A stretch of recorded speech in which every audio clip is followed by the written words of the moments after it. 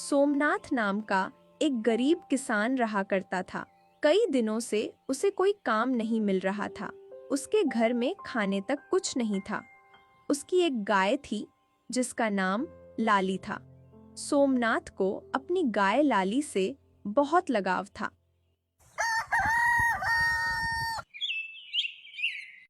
देखिए जी, आज कई दिन हो गए हैं लेकिन घर में खाने को कुछ भी नहीं है। अगर ऐसे ही चलता रहा तो हम दोनों भूखे मर जाएंगे। कई दिन हो गए और पेट में भी अनाज का दाना नहीं गया।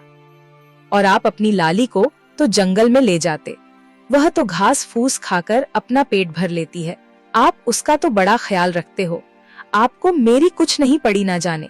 वो दिन कब आएगा जब आप मुझे 2 वक्त की रोटी टाइम पर दे सकोगे। अब मुझसे और नहीं सहा जाता।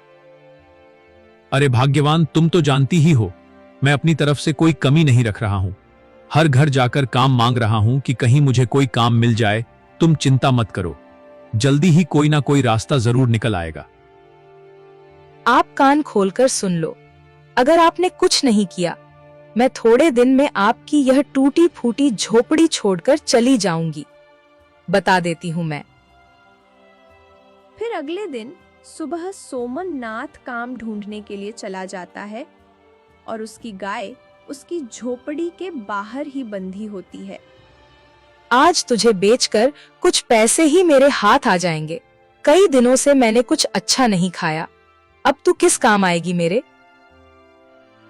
इसके बाद सोमनाथ की पत्नी सोनम लाली को एक ग्वाले को बेच देती है और बदले में कुछ पैसे लेकर बहुत खुश हो जाती है।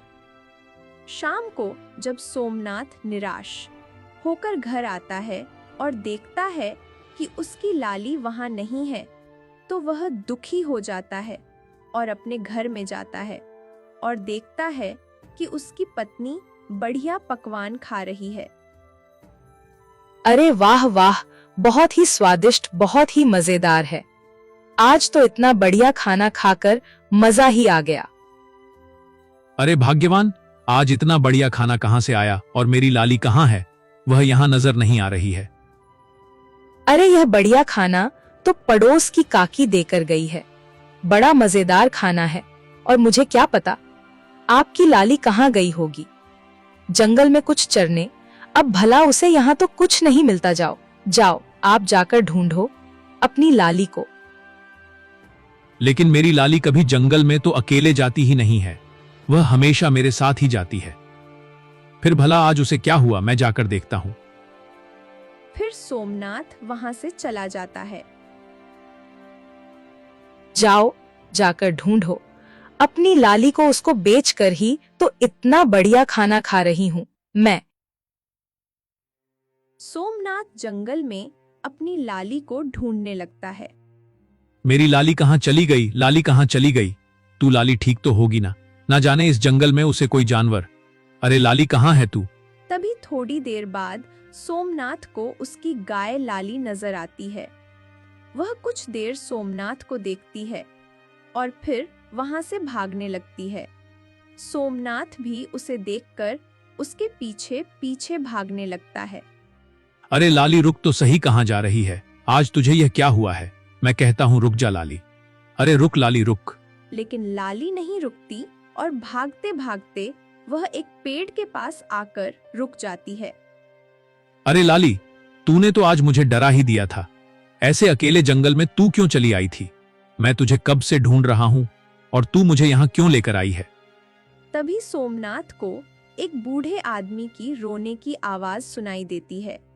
सोमनाथ थोड़ा हैरान हो जाता है और आगे चलकर देखता है तो एक बूढ़ा पेड़ के नीचे बैठकर रो रहा था।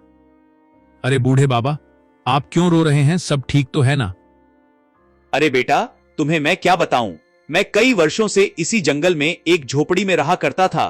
कल रात को आंधी तूफान की वजह से मेरी झोपड़ी पूरी टूट गई।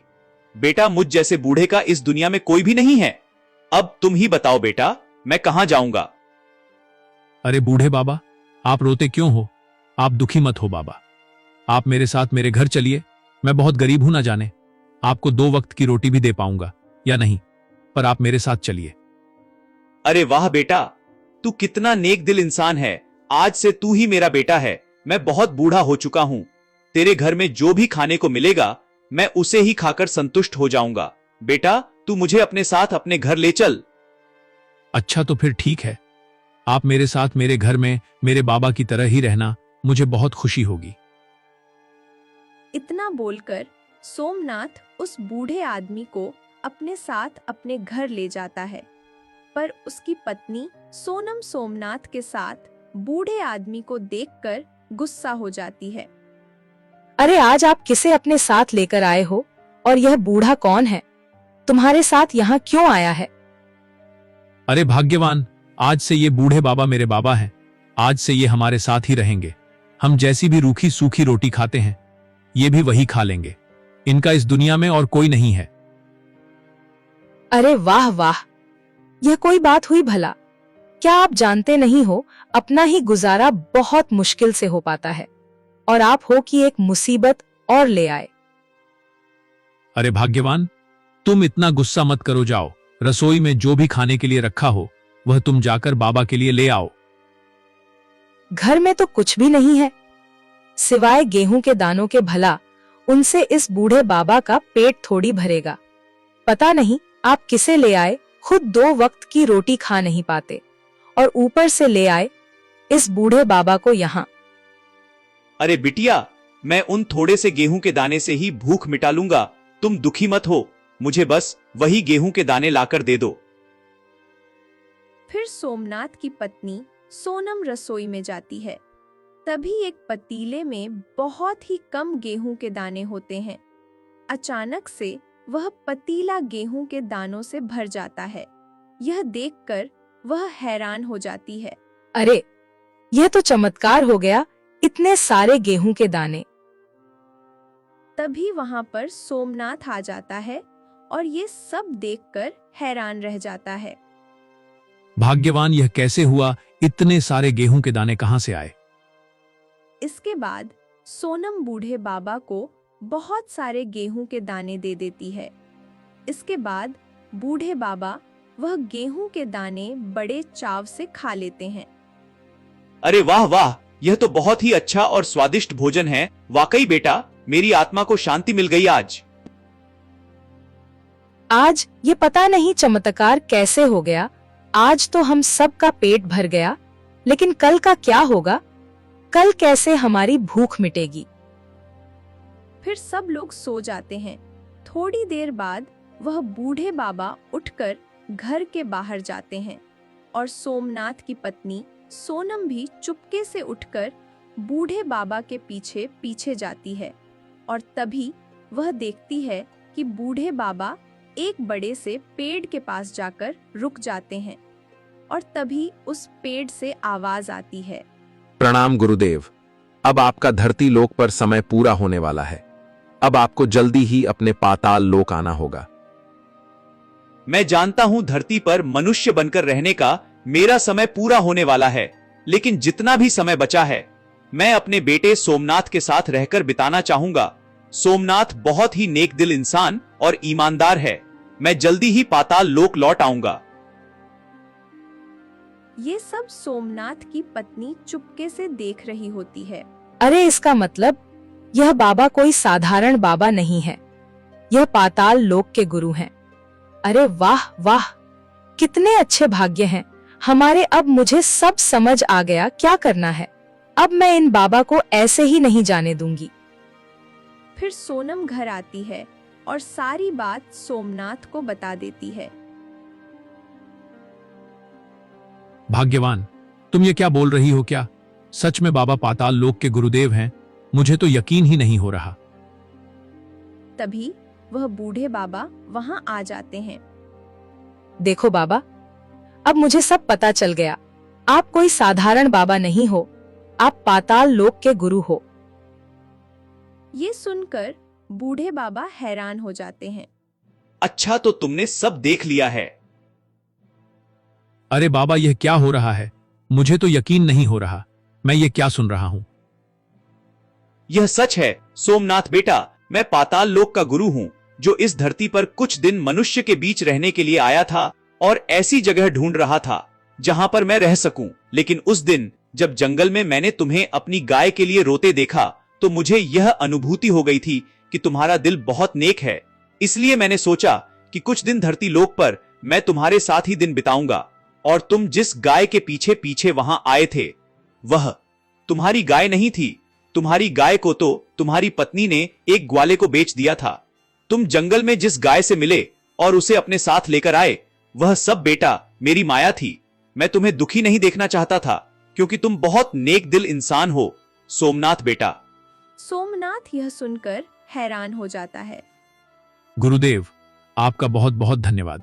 आप जो मेरे घर में मेरे बाबा बनकर रहने आए, मुझे आपके साथ रहकर बहुत खुशी हुई।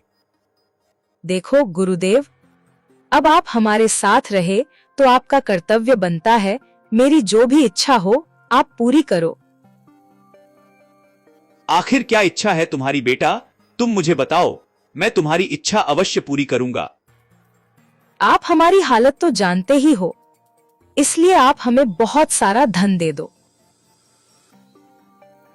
अच्छा पुत्री, तुम्हारी ये इच्छा में अवश्य पूरी करूंगा, लेकिन एक बात का ध्यान रखना, मैं तुम्हें सोने चांदी के भरे हुए 2 घड़े दूंगा, लेकिन तुम्हें उनमें से केवल एक ही घड़े को छूना है, क्योंकि दूसरा घड़ा लालच का घड़ा है। अगर तुम दूसरे घड़े को पाने की इच्छा रखोगी तो इसका परिणाम अच्छा नहीं होगा। तभी देखते ही देखते वहां सोने चांदी के भरे हुए 2 घड़े आ जाते हैं। सोनम यह सब देखकर बहुत खुश हो जाती है। अरे वाह वाह, इतने सारे सोने चांदी, अब तो मैं पूरे गांव में सबसे ज्यादा धनवान हो जाऊंगी। अच्छा सोमनाथ बेटा, अब मेरे जाने का समय हो गया है। तुम्हारे साथ कुछ दिन बिताकर मुझे बहुत आनंद मिला, लेकिन बेटी मैंने तुमसे जो कहा है तुम उस बात का जरूर ध्यान रखना। तुम केवल एक ही घड़े को छूना, वरना उसका परिणाम अच्छा नहीं होगा। इतना बोलकर वह बूढ़े बाबा वहां से गायब हो जाते हैं। अरे वाह वाह, कितना सारा धन आ गया, और बाबा भी झूठ ही बोल रहे थे। अगर उन्हें एक ही घड़ा देना होता तो वो हमें 2 क्यों देते लगता है। वो हमसे खुश होकर हमें 2 घड़े देकर गए हैं।